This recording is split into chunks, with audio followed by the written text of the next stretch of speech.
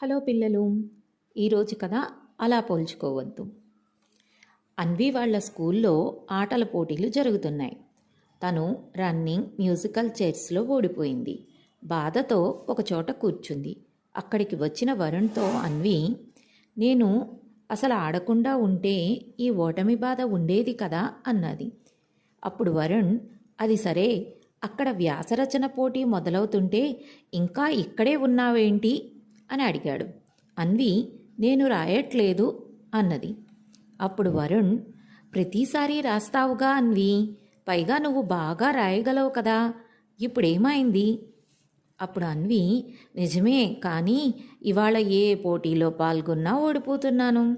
ఇప్పుడు వ్యాసరచనలోనూ అలాగే అవుతుందేమో అని భయపడుతూ చెప్పింది.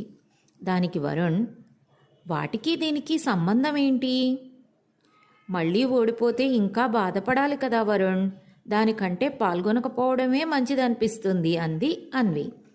అప్పుడు వరుణ్, అలా ఏం కాదు, పరుగు పందెంలో నువ్వు వేగంగా పరిగెత్తకపోయి ఉండొచ్చు, మ్యూజికల్ చైర్స్లో వెంటనే స్పందించకపోయి ఉండొచ్చు, కానీ వ్యాసం బాగా రాయగలవు కదా, వాటితో పోల్చుకుని గెలిచే అవకాశం ఉన్నదాన్ని వదలద్దు అన్నాడు. కాసేపు ఆలోచించిన అన్వి, నువ్వు చెప్పింది నిజమే వరుణ్, వెంటనే వెళ్ళి వ్యాసరచనలో పోల్చుకుంటాను అన్నది.